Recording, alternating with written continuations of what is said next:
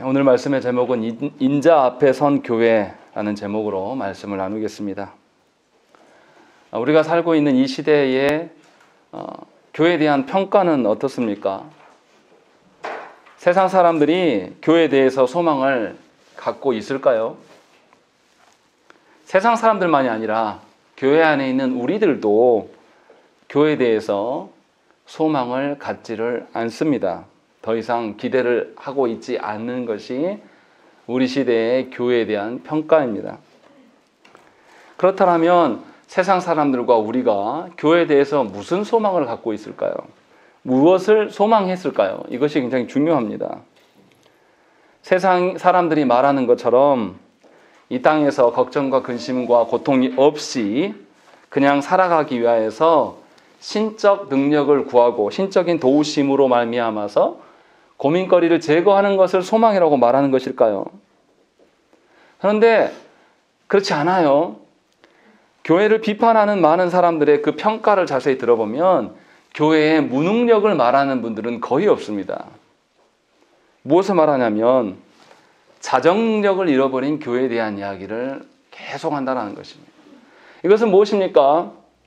우리는 주 앞에 나와서 우리의 고통과 괴로움을 해결하려고 주 앞에 나오는데 세상 사람들이 교회를 향한 평가는 자정능력을 잃어버린 교회를 말한다는 거예요. 다시 말하면 죄에 대한 부분들을 세상 사람들도 교회 가운데 기대하고 있었다는 것이고 그것을 말하고 있는 거예요.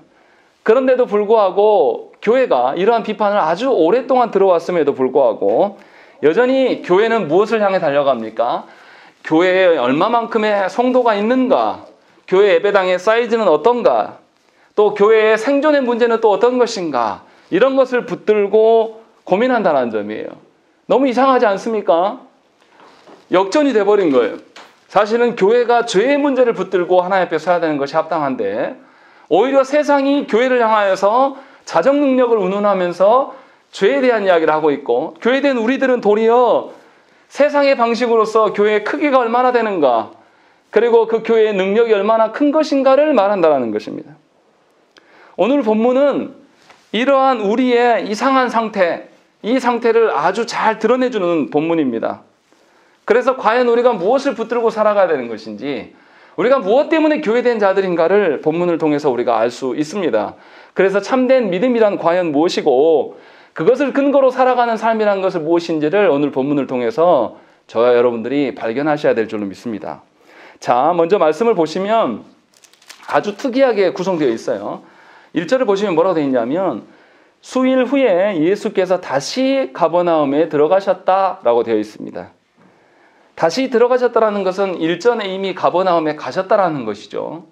1장 21절 말씀 보시면 예수께서 가버나움에 들어가셨음을 기록을 하고 있어요. 이미 가버나움에서 주님은 말씀을 전하셨어요. 어느 곳에서 전하셨냐면 처음에 분명하게 유대인들이 모이는 회당에서 안식일에 말씀을 가르치셨습니다. 그리고 또 그 동네에서 베드로와 안드레의 집에 가서 베드로의 장모의 열병을 치료하셨습니다. 그래서 다시 이 가버나움으로 가셨다라는 것은 이 장모가 자신의 그 집을 예수님의 사역을 위한 터전으로 내어놓았죠. 우리가 설교를 통해서 들었습니다. 그래서 아마 그것으로 돌아갔을 가능성이 굉장히 높아요. 예수께서 다시 그 치유하셨던 장소로 돌아오니 사람들이 소문이 났어요. 이제 야, 예수님이 다시 그 집에 오셨대 라는 소문이 도니까 사람들이 예수께 모여들었습니다.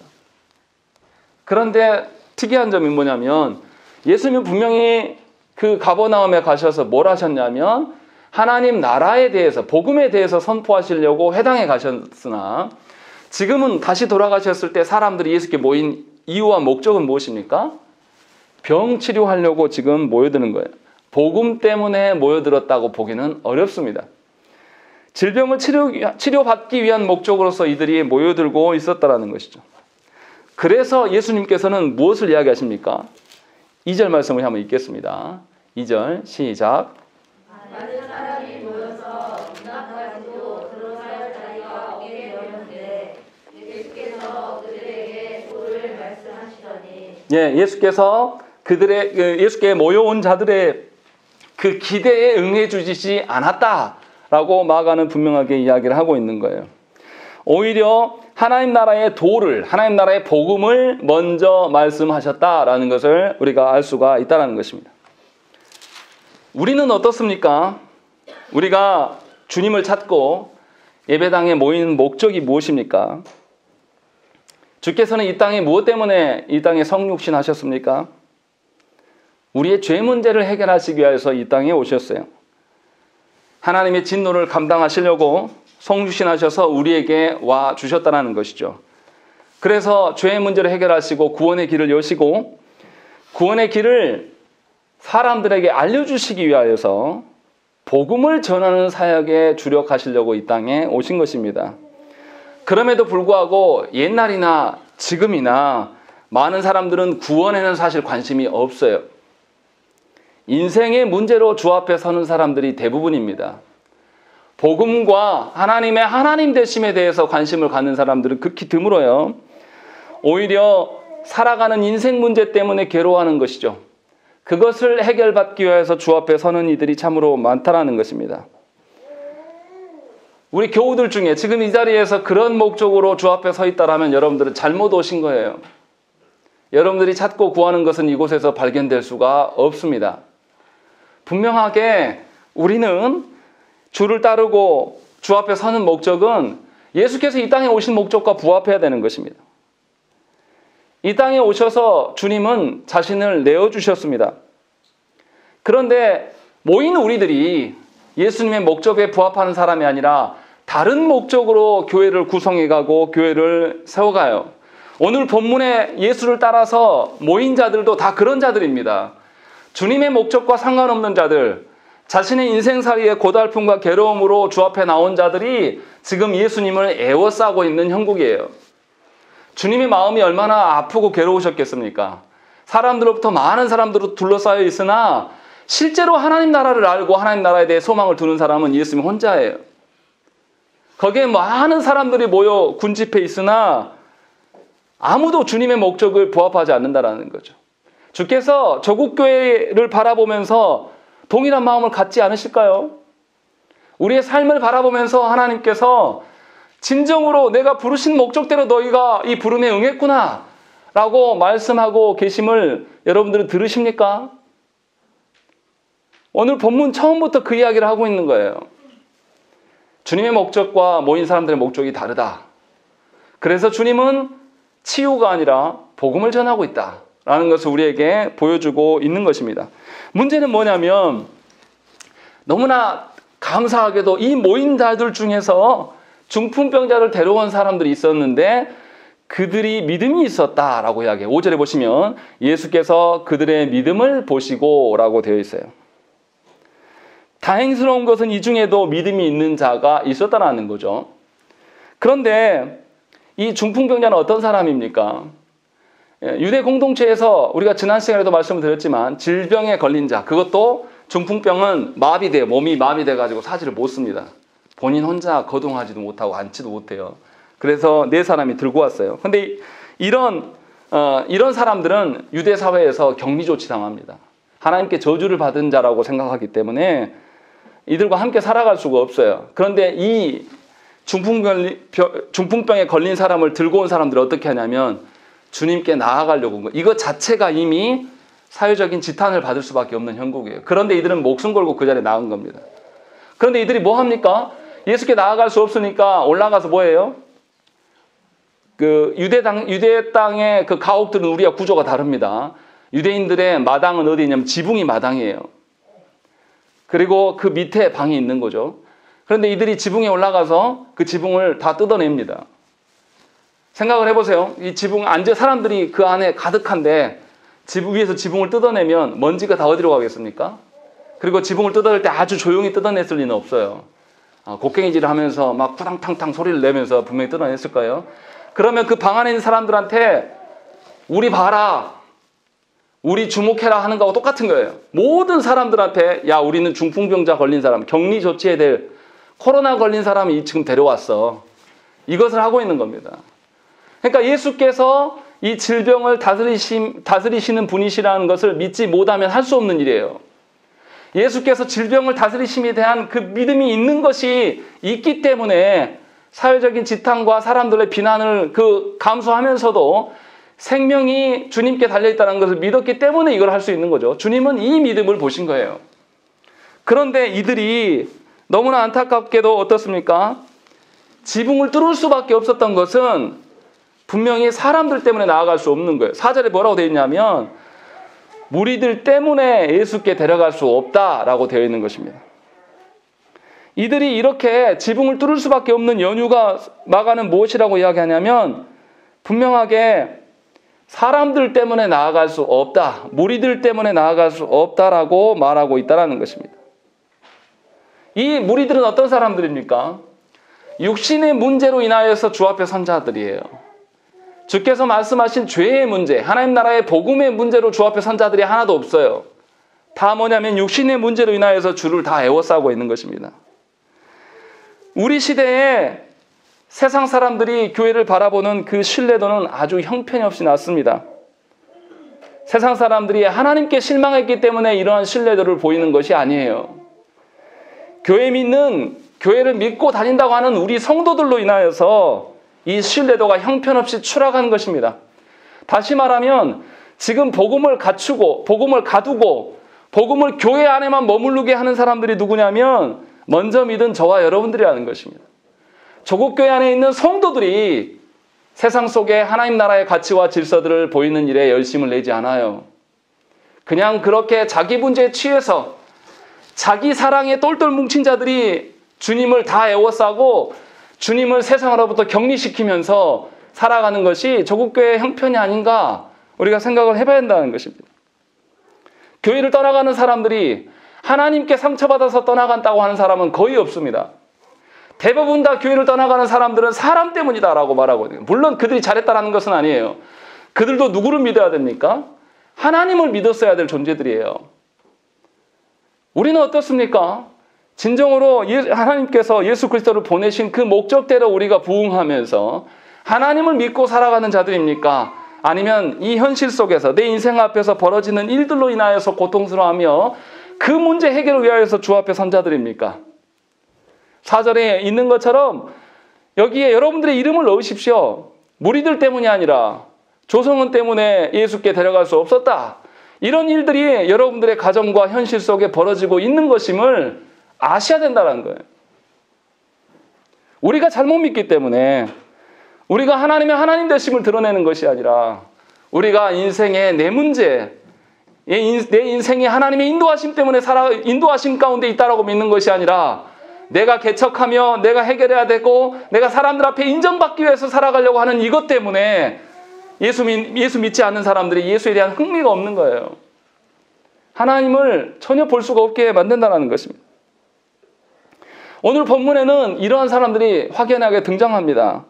먼저 믿은 자들이 하나님께서 보내신 메시아를 알아보지 못해요.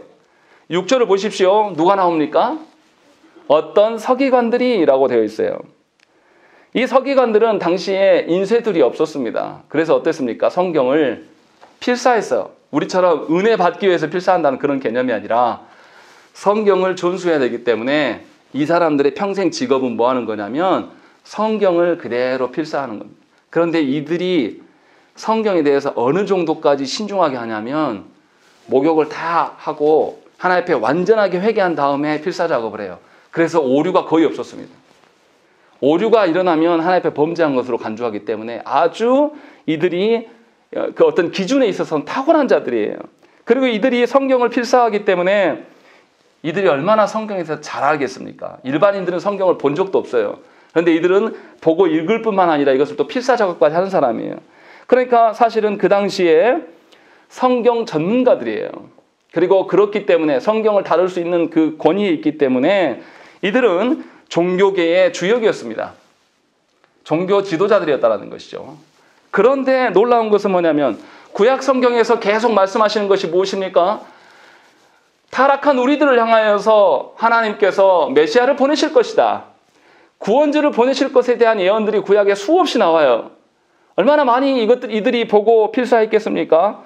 그런데 놀라운 것은 이들이 메시아를 알아보지 못했다라는 것이에요. 성경을 잘 아는데 메시아를 알지 못했다는 것입니다. 그리고 이들은 종교 지도자들이에요. 오늘날 교회에도 이런 사람들이 있습니다. 성경을 비교적 잘 알고 성경의 지식을 입에 담고 살아갑니다. 개혁주의 운운하면서 무엇인가를 아는 것처럼 말하는 자들이 있어요. 그러나 정작 그들에게선 하나님의 긍휼과 하나님의 공의를 찾아보기가 어렵습니다.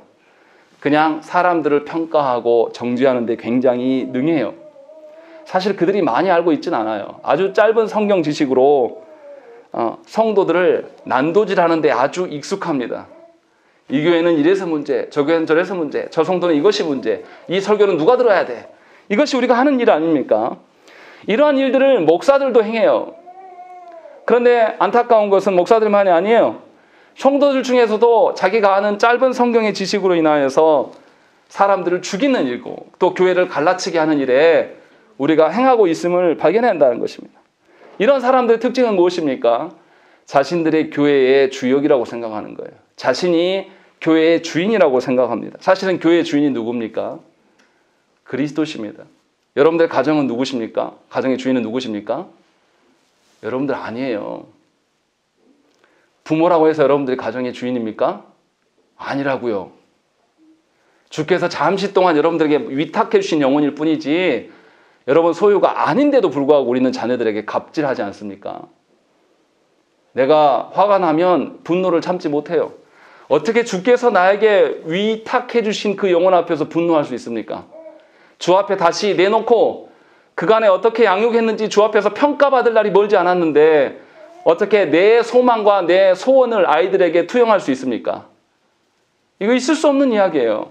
그런데 우리는 그렇게 살아간다는 것이죠. 그렇게 행함으로 말미암아서 하나님께서 우리의 삶의 주인이 아니라 내가 주인이 되기를 바라고 하나님의 긍휼이 아니라 세상이 말하는 사랑과 세상이 말하는 어느 정도의 것들을 우리가 말하고 있다는 것입니다. 이것이 우리의 현실이고 아픈 우리의 상태예요. 이거는 마가가 그 당시의 교회도 그렇다라는 것을 보여주고 있는 겁니다. 예수님을 알아보지 못하고 있다라는 것을 분명하게 오늘 본문에 나타난 서기관들도 어떻습니까? 7절에 보시면 이 사람이 어찌 이렇게 말하는가? 신성모독이로다. 오직 하나님 한 분 외에는 능히 누가 죄를 사하겠느냐라고 이야기하는 거죠. 죄를 사하는 문제는 하나님만이 하실 수 있다. 이것이 이들의 교리예요. 이게 틀린 말은 아니죠. 맞죠? 그런데도 이들은 죄를 사하시는 그 메시아가 그들 눈앞에 계심에도 불구하고 이들은 발견하지 못합니다. 더더구나 율법에 의하면 질병을 고치는 것은 누가 하십니까? 하나님께서 하신다라고 분명히 나와 있어요. 근데 주님이 질병을 계속 고치고 계시거든요. 가버나움에 처음 오신 거 아니거든요. 가버나움에 오셔서 이미 수많은 질병들을 고치셨는데도 서기관들이 이것을 못 본 게 아니에요. 다 봤습니다. 그런데도 이들은 예수님의 메시아 되심을 거절하는 거예요. 마치 뭐하고 똑같냐면 우리가 수차례 주의 말씀을 듣지만 그 말씀을 나의 것으로 내 앞에 적용하면서 내 죄를 하나님께 고백하지 않으면서 끝까지 내가 살아온 방식을 고집하면서 내 마음대로 되고 내 위로가 되어지만 직성이 풀리는 그러한 심령으로 살아가는 것이 바로 서기관들의 모습이고 바로 우리의 모습이라는 것이죠. 주의 말씀을 배우면 뭐합니까? 그렇게 살지 않으면 아무런 의미가 없어요. 지식만 쌓아서 하나님 나라에 갈 수 있는 것이 절대 아니라는 거죠. 분명하게 이것들을 보여주고 있는 것이죠. 더군다나 마가는 특이하게도 중풍병이라는 특별한 질병을 지칭하고 있어요. 의도적으로 그렇게 쓴 것으로 보입니다. 아까도 말씀드렸지만 중풍병은 어떤 병입니까? 몸이 마비되는 질병이에요. 혼자서는 앉을 수도 없고 거동할 수도 없는 질병이에요. 예수님 당시에 언약 백성이나 현재의 교회된 자들이 바로 이 중풍병자와 같다라는 것을 마가는 말하고 있는 겁니다. 구원자 앞에서 구원주께서 오신 그 목적대로 우리가 서지 않아요. 여전히 다른 문제로 주 앞에 서 있는 거예요. 그러니까 주 앞에서 우리는 살아있는 존재가 아니라 죽은 자와 같아요. 주께서 우리 가운데 오신 그 목적대로 우리가 주 앞에 서서 하나님 나라를 함께 살아가야 되고 하나님 나라를 노래해야 될 자들이에요. 종교 지도자라고 해서 구원이 보장된 것이 아니란 말이에요. 오늘 본문에 드러난 이 종교 지도자들인 서기관들이 예수님을 평가하고 있어요. 이게 말이나 됩니까? 우리 시대의 목회자들은 어떻습니까? 거짓된 방식으로 주 앞에 자기부터 회개하는 것이 아니라 평가하는 일에만 계속 서 있는 거예요. 누구도 주님을 의지하지 않아요. 누구도 주님 앞에 서지 않는다는 것입니다. 이렇게 살아가는 자들은 살아는 있으나 죽은 시신 것 같다. 그래서 마가는 중풍병을 언급하고 있는 것입니다. 그리스도의 몸인 교회가 세상이 말하는 그 크기와 능력으로 인하여서 자신의 존재됨을 드러내는 자들이 아니라는 것입니다. 분명히 예수께서는 교회된 우리들을 세우시기 위하여서 자신을 내어주시고 성부 하나님 앞에 순종하는 삶을 사셨어요. 그것이 신자됨이다. 그것이 교회됨이다라는 것을 우리에게 알리셨습니다. 그런데 우리는 너무나도 안타깝게도 하나님 나라의 질서와 가치에서는 죽은 자들이고 마비된 자들입니다. 먼저 믿은 우리들이 하나님 나라의 질서와 가치들을 보이지 못하기 때문에 우리 가정의 다른 가족들이 또한 세상에 있는 모든 사람들이 우리를 통하여서 하나님 나라를 보지 못하는 지경에 있다는 것입니다. 그래서 하나님 나라의 측면에서 우리는 죽은 자로서 살아갈 수밖에 없는 것이에요. 그래서 교회 안에서 소망을 발견하는 것이 아니라 세상 사람들이 교회를 걱정하는 지경에 이르고 말았다는 것입니다. 그런데 감사한 것은 그러함에도 주님은 계속 주의 사역을 이루어 가시는 거예요. 5절을 보세요. 주님께서 뭐라고 합니까? 중풍병자에게 이르시되 작은 자야 네 죄사함을 받았느니라 라고 이야기하는 거죠. 중풍병자가 이곳에 온 목적은 무엇입니까? 중풍병자가 이곳에 온 목적은 그곳에 모인 사람들과 다르지 않아요. 다른 점은 뭐가 있습니까? 이 중풍병자는 예수님이 질병을 고치실 수 있는 분이다라는 그 믿음은 있다라는 거죠. 그래서 그의 연약함을 아시고 분명하게 그의 목적을 바꿔주셔요. 그래서 치유되었다라고 말씀하지 아니하시고 질병의 문제보다 죄의 문제가 훨씬 더 중요한 것이다. 그래서 죄가 사하여졌다라는 것을 먼저 언급하여 주신다는 것입니다. 왜 그렇습니까? 질병은 육신에게만 한계를 주는 거예요. 그러나 죄는 어떻습니까? 육신의 한계뿐만 아니라 우리의 영혼의 한계까지도 둔다는 것입니다. 우리에게 벌어지는 우리 인류에게 사망이 어떻게 주어집니까? 하나님의 그 말씀 앞에서 거절하고 하나님 앞에서 범죄함으로써 뭐가 왔어요? 사망이 오게 된 거예요. 원래 하나님께서 사망을 창조하신 게 아니에요. 그런 방식으로 하나님과 단절됨으로 말미암아 우리가 사망되어 왔고 이 사망의 공포 아래서 우리가 살아가기 때문에 질병의 문제에 아주 우리가 민감한 거예요. 그래서 우리가 질병 앞에 신음하고 있는 것. 사실은 죄의 문제가 모든 것의 근원이에요. 이 죄의 문제를 다루는 것이 이 땅에서의 이 육신의 삶에서만이 아니라 영원의 문제까지도 다 죄의 문제와 연결되어 있다는 것입니다. 그런 점에서 죄의 문제가 훨씬 더 중요함에도 불구하고 교회 안에 많은 성도들이 죄의 문제에 민감하지 않아요. 교회 안에 있는 많은 교회 지도자들이 죄의 문제에 벌벌 떨지 않는단 말이에요. 돌아가신 오카노 목사님의 설교가 있어요. 목회자들을 향한 설교가. 목사들만, 한국교회 목사들만 죄의 문제에서 벌벌 떨면서 두려워하면서 어쩔 줄 몰라 살면 왜 성도들이 안 바뀌겠는가? 맞습니다. 목회자들이 문제예요. 또한 여러분도 문제입니다. 먼저 믿은 우리가 죄의 문제로 하나님 앞에 이 문제가 나의 생존의 문제다라고 생각하는 성도들이 거의 없어요. 나를 괴롭게 하는 일들, 나를 힘들게 하는 그 일들을 제거하는 것이 우선이지 죄의 문제로 인하여서 주 앞에 서는 자들이 찾기 어렵다는 것입니다. 그러나 분명히 주님은 죄의 문제를 먼저 언급하십니다. 그리고 주님은 복음을 대적하고 있는 이 서기관들의 생각을 아셔서 그들이 말을 하지 않았어요. 속으로만 한 것인데도 불구하고 8절에 보시면 그들이 속으로 이렇게 생각하는 줄을 예수께서 그 중심에 아시고 이르시되 어찌하여 이것을 마음에 생각하느냐. 주님이 먼저 꺼내시는 거예요. 이들은 말하지 않았어요. 그들의 마음 중심을 아시고 주님이 먼저 언급하셨다는 것이죠. 왜냐하면 그들의 어리석음을 교정해 주시기를 원하셔서 주께서 먼저 꺼내주십니다. 이것이 사실은 은혜입니다. 우리는 구하지도 찾지도 않았는데 주께서 죄의 문제를 먼저 건드리시는 것이 사실은 은혜예요. 물론 이것을 다 인정하지는 않겠지만 분명하게 오늘 본문에서는 그 이야기를 하고요. 그리고 주님 뭐라고 하십니까? 9절 말씀 읽겠습니다. 시작. 공병자에게 내 죄사함을 하나님이라 한 말과 일어나 내 칼을 가지고 걸어가라 하는 말씀에서 어느 것이 쉽겠느냐. 예, 주님이 질병을 치료하는 것과 죄사함의 문제 중에서 무엇이 쉽겠는가라는 것을 묻고 계신다는 것이죠. 이것은 사람들의 입장과 하나님의 입장은 달라요. 사람들의 입장에서 죄사함과 질병을 치료하는 것들의 증거물을 보기는 뭐가 더 쉽습니까? 확실히 치료하셨다. 확실히 죄를 사하셨다. 어떤 게 더 쉬워요? 질병 치료하는 게 훨씬 쉬워요. 더군다나 중풍병자는 어떤 사람입니까? 사지가 마비되어 있어요. 누워있단 말이죠. 이 사람이 나오면 어떻게 했습니까? 곧바로 걸어 다닐 겁니다. 사람의 입장에서는 그래요. 분명하게. 그러나 죄사함의 증거는 어떻습니까? 눈에 확 띄지 않아요. 눈에 보이지 않는단 말이에요. 그래서 사람들이 뭐에 반응합니까? 죄의 문제보다는 보여지는 질병의 문제에 반응하는 것이 사람들이에요. 그러나 하나님의 관점에서 생각을 해보십시오. 하나님의 앞에서 신체적인 결함이 문제가 됩니까? 우리가 육신을 갖고 살아갈 때 내가 질병으로 인하여서 좀 부족함이 있어요. 불편해요. 장애를 갖고 살아갈 수도 있습니다. 또 인생이 짧아질 수도 있어요.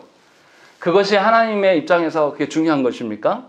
아니요. 하나님 우리 다시 부활시킬 거거든요. 하나님은 영원토록 우리와 함께 살아가시기 때문에 이 질병의 문제는 별로 중요하지 않아요. 그러나 죄의 문제는 어떻습니까? 우리가 하나님 앞에서 죄의 문제가 해결되지 않으면 하나님과 영원히 살 수 있습니까? 아니요. 이 땅에서 끝나요. 뭐가 더 중요합니까? 뭐가 더 훨씬 더 근본적인 문제입니까? 죄의 문제예요. 죄가 하나님과 사람 사이를 갈라놓게 되었단 말이죠. 그래서 하나님께서는 이것이 가장 심각한 문제이고 이 문제가 가장 중요한 이야기다라는 것을 지금 말씀하고 계시는 거예요. 그래서 주께서 뭐라고 하십니까? 10절 말씀 우리 읽겠습니다. 시작. 그러나 인자가 땅에서 죄를 사하는 권세가 있는 줄을 너희로 알게 하려 하노라 하시고 중풍병자에게 말씀하시되. 예, 예수께서 분명하게 어떤 게 더 쉽겠냐, 어떤 게 더 중요하냐라고 물으시는데 그 다음에 곧바로 인자가 죄 사하는 권세가 있는 자다라는 것을 알려주기를 원하신다는 것입니다. 예수께서 이 땅에 궁극적으로 오신 것, 이 땅에 오셔서 보여주고자 하신 것은 뭐냐면 인자가 죄사함의 권세를 가진 자다. 다시 말하면 구원의 길은 바로 나 예수 그리스도 외에는 없다라는 이 사실을 알려주시기 위하여서 이 땅에 오신 거예요. 세상 사람들은 종교성을 어디에서 찾습니까? 그 교회의 그 종교적인 건물이나 그 종교 지도자들의 행태를 보면서 세상 사람들은 종교성을 찾아요. 그러나 주님은 분명하게 무슨 이야기 하냐면 세상이 말하는 종교성이 아니라 주님 앞에서 하나님의 행하신 앞에서 모든 것들이 있는 것이 아니냐라는 것을 우리에게 묻고 있는 거예요. 그래서 분명하게 당시에 종교성이 있는 성전에는 누구만 들어갑니까? 종교 지도자들만 들어가요. 일반인들은 못 들어갑니다. 그런데 하나님 나라는 누가 들어갑니까? 예수 그리스도를 시인하는 자만이 하나님 나라에 들어갈 수가 있는 것이에요. 무엇이 더 중요합니까? 하나님 나라에 들어가는 것이에요. 성전에 못 들어가면 어떻습니까? 성전에 못 들어가는 그냥 소시민으로, 그냥 연약한 채로, 또 질병이 있어서 사람들로부터 격리되어 살아가면 뭐가 문제예요? 그냥 불편한 거죠. 그러나 하나님 나라는 예수 그리스도를 통하지 않고는 들어갈 수가 없는 겁니다. 그래서 주께서 이 이야기를 계속 하시는 거예요. 그래서 분명하게 믿음이 있는 자들만, 어떤 믿음입니까? 예수 그리스도께서 행하신 바에 대한 믿음인 것이지 우리가 결단하고 우리가 믿는 어떤 그런 믿음이 아니란 말이에요. 그래서 여기에서 믿음은 우리가 스스로 발현하는 것이 아니에요. 하나님께서 보내신, 우리 바깥에 계시는 그 하나님께서 우리에게 들어와 오신 이 예수 그리스도의 그 어떠함으로 인하여서 믿음이 발현되는 것입니다. 그러니 여러분들의 판단과 여러분 안에서 일어나는 확신을 근거로 인하여서 신앙생활 하지 마시라는 거예요. 엉터리 같은 거예요. 늘 말씀드리지만 우리가 경험한 60년대, 70년대, 80년대, 90년대 이 교회가 건강하고 좋은 교회였습니까? 아니라고요. 교회가 세상 맛을 보게 되고 정치 권력의 맛을 봤던 시기예요.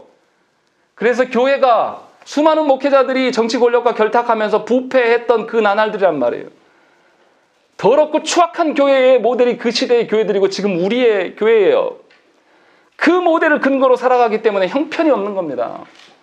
다시 하나님의 말씀으로 돌아가서 하나님께서 우리를 위하여 사용하신 바가 무엇인가를 근거로 말미암아서 교회됨을 찾으라는 거예요. 그것을 목적으로 주 앞에 나오지 않기 때문에 우리는 변화가 없는 겁니다. 하나님의 하나님 되심이 우리 안에 드러내지 않는 거예요. 생각을 해보십시오. 당시에 그 종교성은 이 서기관들에게 훨씬 더 드러났을 거예요. 뭔가 옷도 다르게 입었을 것이고 이들이 늘 먹고 자고 뭐냐면 성전에서 기웃거리면서 살았기 때문에. 그런데 예수님은 어떤 사람입니까? 목수의 아들이에요. 더군다나 지지리도 아무것도 없는 나사렛 동네란 말이에요. 대한민국으로 이야기하면 전라도 총구석에 사는 어떤 그런 사람이에요. 누가 종교성으로 더 권세가 있어 보입니까? 당연히 종교 지도자들이죠. 그러나 예수님께서는 특이하게 말씀하세요. 10절에 뭐라고 그러냐면 인자 이렇게 이야기하시는 것입니다. 인자라는 것은 굉장히 중요한 말씀이에요. 인자라는 것은 두 가지를 다 말합니다. 예수 그리스도께서 이 땅에 오시면 하나님이시면서 동시에 사람으로 이 땅에 오신 것입니다. 사실은 사람으로 오신 것이죠. 그래서 그리스도의 신성과 인성 모두를 언급할 때 이 인자라는 단어를 사용하세요. 다시 말하면 예수께서 메시아로 이 땅에 오셨다. 메시아의 권세를 강조할 때에 메시아의 권세를 강조하기 때문에 예수 그리스도께서 고난당하시고 십자가에 달리심을 강조할 때도 이 단어를 써요. 또 예수 그리스도께서 부활하실 때도 이 단어를 쓰시고 또 예수 그리스도께서 다시 심판하러 다시 오실 때 언급할 때도 이 단어를 쓰십니다. 다시 말하면 구원주 되심, 심판주 되심, 창조 되심을 드러낼 때 인자라는 단어를 쓰고 있단 말이에요. 다시 말하면 예수님은 인성을 입으신 분이기 때문에 보이시기에는 목수의 아들로서 그저 그런 사람처럼 보일 수 있지만 신성을 가지신 그분은 우리의 메시아로서 지금 자신을 드러내고 계신다는 것입니다. 보여지는 것만으로 바라보는 사람은 예수님을 발견할 수가 없어요. 적용하면 저와 여러분들이 보여지는 일들에만 집착하여 살아가면서 그것을 판단으로 살아가는 사람이면 하나님 나라의 질서를 알 길이 없는 겁니다. 여러분들에게 드러나는 보여지는 현상의 문제에 휩쓸리지 말라라는 거예요. 생각을 해보세요. 요셉이 애굽의 노예로 팔려갔어요. 자기 노예고 또 살다 보니까 충성을 다했는데도 감옥에 갔단 말이에요. 보여지는 현상으로만 그 사람이 살았다라면 어떻게 이 왕과 연줄이 이어지고 뭐가 되어져 갔겠습니까? 그 보여지는 현실로 자신을 바라보지 않았다라는 거죠. 하나님 앞에서 자신의 정체성이 무엇인가를 늘 말했어요. 그래서 주인의 그 아내가 자신을 유혹하였을 때 뭐라고 합니까? 하나님 앞에서 내가 죄를 지을 수가 없다 라고 말해요. 주인보다, 노예된 자기의 주인보다 하나님 되심이 훨씬 큰 거죠. 그것을 근거로 그가 살아가는, 보이지 않는 질서로 말미암아 그가 살아갔기 때문에 그에게서 하나님의 그 역사하심이 드러난 거예요. 오늘 본문에도 그게 나타납니다. 보세요. 11절에 내가 네게 이르노니 일어나 네 상을 가지고 집으로 가라. 주님이 죄에 대한 문제를 먼저 언급하시고 그리고 치유하심도 보이십니다. 그때의 사람들이 뭘 봅니까? 12절 말씀으로 읽겠습니다. 12절 시작. 그가 일어나 곧 상을 가지고 모든 사람 앞에서 나가거늘 그들이 다 놀라 하나님께 영광을 돌리며 이르되 우리가 이런 일을 도무지 보지 못하였다 하라. 예, 주께서 죄의 문제만을 언급하신 것이 아니라 이게 궁극적인 이야기인데 질병의 문제도 하나님이 다스리신단 말이에요. 그래서 이것을 보여주셨을 때에 사람들이 전에는 아무도 보지 못했던 일들로 인하여서 그들이 하나님의 영광을 돌렸다라고 이야기를 하고 있는 거예요. 제가 무슨 말을 하려고 지금 이야기를 하는 거냐면 우리는 본질적인 죄의 문제를 근거로 살아가는 자들이에요. 죄의 문제를 해결받은 자로서 살아가는 자들이에요. 그런데 하나님께서 교회를 어디에 두셨습니까? 교회를 어디에 두셨어요? 절이 어디 있습니까? 어디 수도원처럼 산속에 있잖아요. 그런데 교회는 어디에 있습니까? 세상 가운데 있는 거예요. 왜 세상 가운데 있으라고 하는 겁니까? 그곳에서 죄의 문제에 대해서 힘쓰는 자들, 또한 세상 사람들이 보여지는 것에만 집중하는 자들에게 죄의 문제가 궁극적이지만 세상살이의 문제도 우리가 헌신하면서 주께서 자신을 내어주셨던 것처럼 그래서 궁극적으로 죄의 문제를 보도록 하기 위해서 우리를 부르셨다는 거예요. 그래서 저와 여러분들은 어디에 있든지 간에 인자 앞에 살아가는 존재들입니다. 메시아 되신 그분 앞에서 사는 존재들이에요. 그래서 교회는 하나님의 신성과 인성의 영광을 다 드러내는 존재라는 것이죠. 예배당 안에만 복음이, 여러분들의 신앙이 갇혀 있으면 안 돼요. 그것은 큰 죄악입니다. 여러분들의 가정으로 돌아가서 세상 속에 있을 때에 세상의 질서 앞에서 굴욕당하지 마시고 넘어지지 마시고 그곳에서 그리스도의 성육신을 보이셔야 돼요. 하나님 나라의 질서와 그리스도께서 이 땅에 오신 목적에 취해서 살아가는 것을 보여요. 이 말이 무슨 말입니까? 세상에 질서가 있는데 나는 그 질서대로 따르지 않고 다른 방편으로 살아가요. 그럼 이 질서가 둘이 어떻게 됩니까? 반드시 충돌되게 되어 있어요. 그때 충돌될지라도 두려워할 필요가 없다는 거예요.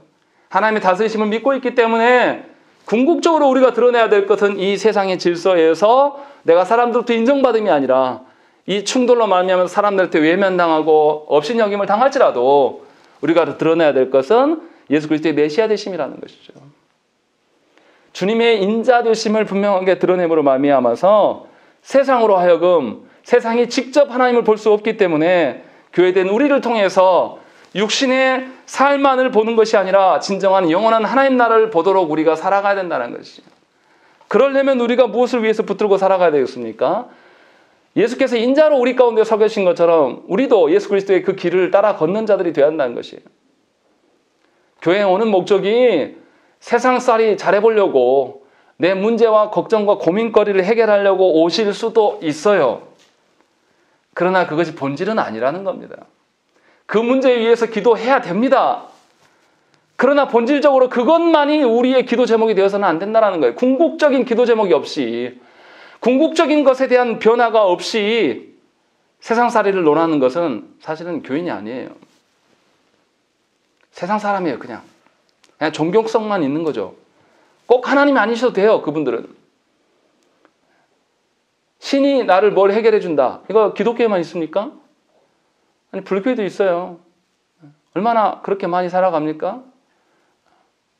우리는 달라야죠.